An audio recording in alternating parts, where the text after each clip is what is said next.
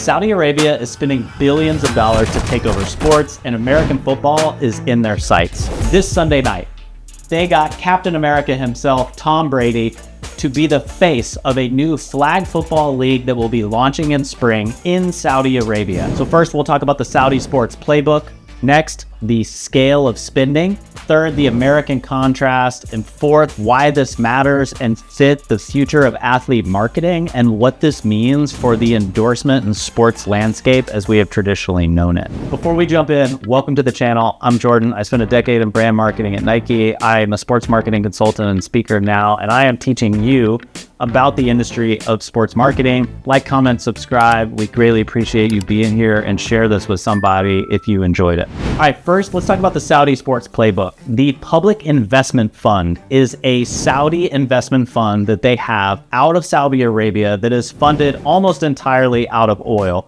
to diversify the investments that the country has and to go across the world and to get out of just being invested in oil. And sports was a significant driver and a priority for them.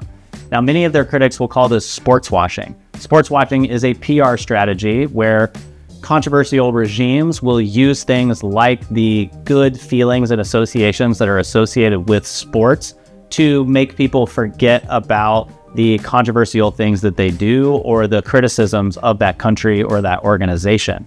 But regardless of the reasons for them doing this, they are coming in a major way.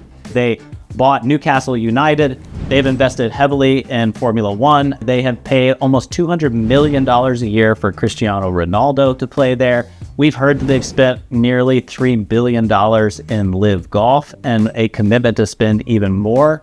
They've spent over $100 million in bringing fights to Saudi Arabia and the WWE there. And so there is a lot of push to bring these sports, not just to sponsor them, but to bring them to Saudi Arabia to increase the tourism and have people and stars and athletes come to this country to get to know it. Since 2021, it seems the Saudis have spent anywhere from $15 to $30 billion, and the intention looks like they will spend $30 to $60 billion by 2030. Just to give you the American contrast here in part 3, the NFL makes around $20 billion a year in revenue. They are the massive juggernaut in American sports, but it's 50 years old, and they made less than $10 billion in those previous 50 years. And so a lot of these American institutions have grown slowly over the last 50 years, and the Saudis are coming in to buy them up and to be able to prop them up with their funding overnight. It is wild to see. The Saudis are not going to wait that long, and they have the luxury of being able to invest a ton of money to get the biggest stars on the biggest stages. And really, why this matters in part 4 here is that a lot of American institutions will drag their feet. Players will complain and people will be upset and things will be frustrating for a long time. And then you have an outside force come in and innovate and basically try to solve every problem that has been listed from a previous historical organization. We've seen this with LIV Golf and the PGA Tour. And while they haven't gotten everything right, and they're not necessarily stealing viewership numbers, they did steal half the talent that fractured the world of professional golf. And time will tell where that merger deal comes, if it ever comes. But the PGA started by saying, how dare the Saudi league come in? And within a matter of 18 months or so, they were working on a merger deal to be able to come back together, because there is no way you can outlast this kind of endless reserves in cash. It is not something that we have ever seen in the history of American sports. Why this matters is that athletes have a totally new entity that will be bidding for them and their futures. I really did not imagine that football would be on the table, but here they were making an announcement on Sunday night on Fox. This is significant because Fox is the broadcast partner of LIV, and so they already have a relationship with that Saudi sports team who is operating LIV and who's operating that public investment fund. And so they got Captain America himself. They had made this announcement with Tom Brady. He will be leading a flag football tournament that is in Saudi Arabia in March of 2026. Fanatics is the title sponsor of this, and they have a really close relationship with the NFL as well as the Major League Baseball. We have Tom Brady, Myles Garrett, Rob Gronkowski, Odell Beckham Jr., Sean Payton, who is an active NFL head coach, in addition to Kyle Shanahan, who is an active NFL head coach, Christian McCaffrey, Sauce Gardner, and Saquon Barkley, who are all active NFL players going to play American football in Saudi Arabia. This is honestly one of the wildest things that I have seen, and I am not surprised in any way based on what we've seen with the LIV Golf League over the last few years. Football especially is susceptible to this because the average career for a football player in the NFL is 2.8 years.